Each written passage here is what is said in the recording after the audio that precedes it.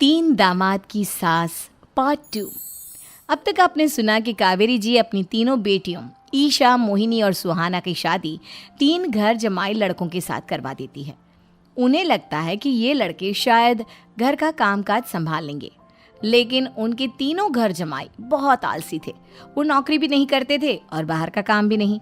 कावेरी जी ने अपनी बेटियों से कहा कि वो प्रेगनेंसी का बहाना बनाकर अपने पतियों को सबक सिखाए। अब सुनिए आगे। मम्मी, आपने जैसा कहा था हमने वैसा ही किया, लेकिन देखिए ना, विवेक का हाल तो वैसा का वैसा ही है। घर में ना सुबह का नाश्ता बनता है और ना खाना। नौकरी पर जाने की बात करूं तो खाने को दौड़ते हैं मुझे। हाँ मम्मी, मैंने भी सुमित को कितनी बार कहा कि अगर नौकरी नहीं करनी तो कोई छोटी सी दुकान ही खोल लो। घर का खर्चा कैसे चलेगा? देखो दोपहर के 12 बजने आए और जनाब अभी तक सो रहे हैं। हाँ मम्मी, ईशा और सुहाना ठीक कहती हैं। अविनाश का भी यही हाल है। जब मैंने अपनी प्रेगनेंसी के बारे में कहा तो मुझसे कहने लगा, अरे दूसरी लड़कियां तो 9-9 महीने तक नौकरी करती है, बस डिलीवरी के टाइम छुट्टी लेती है। मोहिनी, तुम भी नौकरी करो। अब मुझे कहाँ नौकरी मिलेगी? मम्मी बताओ, अब मैं क्या करूँ? हे भगवान, क्या सोचकर घर जमाई दामाद लाई थी मैं कि मेरी बेटियां मेरे पास रहेंगी और खुश रहेंगी, लेकिन इन आलसी दामादों ने तो हमारी जिंदगी को भी प्रॉब्लम में डाल दिया है। मैं तो कहती हूँ मम्मी, हम लोग वापस अपनी जॉब पर जाना शुरू कर देते हैं। बता देते हैं इन लोगों को कि हमने प्रेगनेंसी का बहाना किया है।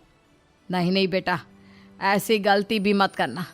अगर तुमने ऐसा किया तो इन तीनों की आदत और ख़राब हो जाएगी। अरे आज नहीं तो कल कभी तो तुम प्रेग्नेंट होगी, तब वापस यही प्रॉब्लम आएगी। तब क्या करोगी तुम तीनों? हाँ मम्मी, आपकी बात तो बिल्कुल सही है। इन लोगों को तो सुधारना ही पड़ेगा। लेकिन कैसे? अपने बच्चों के आने की खबर सुनकर भी इन लोगों पर कोई असर नहीं हो रहा। पैसे कमाने के लिए घर से बाहर निकलना ही नहीं चाहते ये तीनों। अब मेरे दिमाग में एक प्लान आया है। तुम तीनों चिंता मत करो, उन तीनों को बुलाओ, फिर मैं बात करती हूँ। थोड़ी देर बाद कावेरी जी अपने तीनों दामादों को सामने बुलाकर अपनी बात कहना शुरू करती हैं। अविनाश, सुमित और विवेक, देखो बेटा, मैं ना तुम तीनों से बड़ा प्यार करती हूँ, इसीलिए तो तुम्हें घर जमाई बना कर रखा है मैंने। अरे मम्मी जी, सीधे सीधे कहिए ना, क्या बात है? प्यार तो हम भी आपको बहुत करते हैं। अरे मम्मी जी, आपकी इज्जत भी बहुत करते हैं।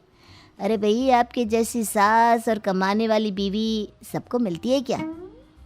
हाँ मम्मी, विवेक और सुमित ठीक कह रहे हैं। आपकी बेटी से शादी करके मेरी तो ज़िंदगी ही अच्छी हो गई है। जानती हूँ मैं, और ये भी जानती हूँ कि तुम तीनों अपने अपनी बीवियों से बहुत प्यार करते हो।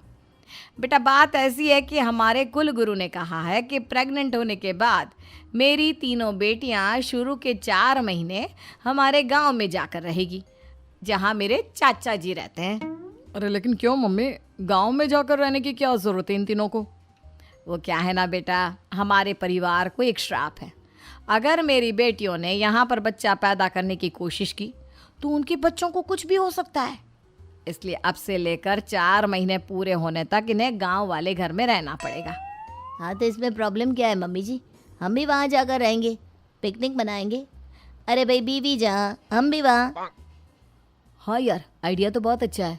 शहर की ज़िंदगी में रह रहकर परेशान हो चुके हैं, अब कुछ दिन गांव में बिताएंगे। तुम लोग समझने की कोशिश क्यों नहीं करते? तुम में से कोई भी वहाँ नहीं जा सकता, और मैं यहाँ रहूँगी ना तुम तीनों के साथ। 4 महीने की तो बात है, उसके बाद ये तीनों ही लौट कर आ जाएंगी। ठीक है मम्मी जी, अब हमारे बच्चों का सवाल है तो ये तो करना ही पड़ेगा। कावेरी अपनी तीनों बेटियों को कुछ दिन के लिए घर से बाहर कहीं दूसरे शहर में रहने के लिए भेज देती है। कुछ दिनों के बाद, अरे मम्मी जी, बहुत दिन से पिज्ज़ा नहीं खाया, मंगवाइए ना। क्या बताऊं बेटा, पहले तो बेटियां खर्चा दे देती थी क्योंकि उनकी नौकरी थी, लेकिन अब तो मेरे पास पैसे ही नहीं बचे। थोड़े बहुत पैसे हैं जो बच्चों की डिलीवरी में काम आएंगे।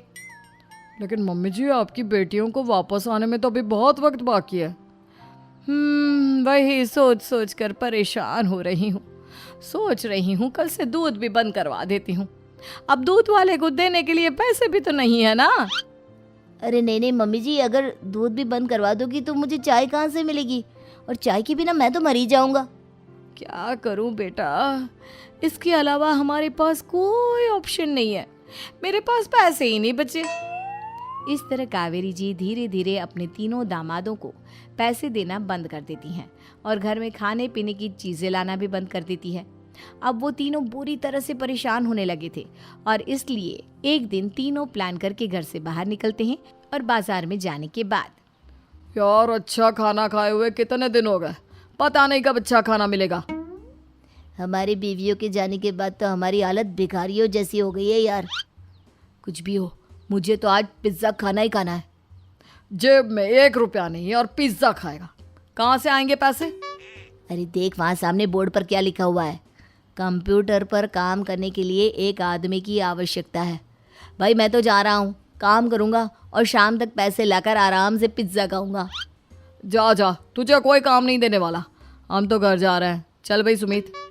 सुमित और अविनाश वहाँ से चले जाते हैं और विवेक उस कंप्यूटर शॉप पर सारा दिन काम करके 5,000 रुपये कमा कर घर लौट कर आता है और अपने खाने के लिए अच्छी अच्छी चीज़ें भी लेकर आता है। ये देखकर विवेक और सुमित के दिल में भी कुछ पैसे कमाने की इच्छा जागती है। अरे सुबह सुबह कहाँ चल दी है तुम? मम्मी जी एक बहुत अच्छी जगह मिली है, कंप्यूटर पर काम करने के 5,000 मिले थे कल मुझे। अगर रोज़ काम करूँगा तो पूरे 40,000 की तनख्वाह। अरे वाह, ये तो बहुत अच्छी बात है दामाद जी, आपको जाना ही चाहिए। सुमित और अविनाश विवेक को इस तरह तरक्की करते देखकर परेशान हो जाते हैं और वो दोनों भी काम की तलाश में निकल पड़ते हैं। धीरे धीरे उन दोनों को भी काम मिल जाता है। अब कावेरी के तीनों दामाद छोटी मोटी नौकरी करके अच्छा पैसा कमाने लगे थे। एक दिन कावेरी उन्हें अपने पास बुलाती हैं। अरे वाह, विवेक 40,000 कमा लेता है, अविनाश 60,000 और सुमित तुम भी 40,000 के आसपास कमा ही लेते हो। कुल मिलाकर तुम अच्छे खासे पैसे कमा रहे हो बेटा। हाँ मम्मी जी, बहुत मज़ा आता है जब महीने के एंड में मोटी रकम हाथ में आती है। पूछिए मत मम्मी जी, घर में रहकर रोटी बना बना कर औरतों जैसा महसूस होने लगा था मुझे तो। हाँ बेटा, तुम तीनों की बात तो बिल्कुल ठीक है और जानते हो अब तुम तीनों की पत्नियां भी वापस लौट कर आने वाली है। लेकिन मम्मी जी अभी तो उन्हें गए सिर्फ 2 महीने हुए हैं, आपने तो कहा था वो 4 महीने के बाद लौट कर आएंगी। ऐसा कुछ नहीं है बेटा, मैं सिर्फ तुम तीनों को सबक सिखाना चाहती थी कि आदमी घर में बैठकर बीवी की कमाई खाता हुआ अच्छा नहीं लगता। इस दुनिया में हर इंसान को मेहनत करनी चाहिए, काम करना चाहिए, चाहे वो औरत हो या आदमी, ताकि अपने परिवार को संभाल सके। कावेरी की बात सुनकर उन तीनों को अपनी गलती का एहसास होता है और कावेरी उन्हें सच बता देती है कि ईशा, सुहाना और मोहिनी शहर में ही कहीं दूसरी जगह रह रहे थे। शाम के वक्त उन तीनों की पत्नियां लौट कर आ जाती है और कावेरी जी का परिवार एक खुशहाल परिवार की तरह रहने लगता है।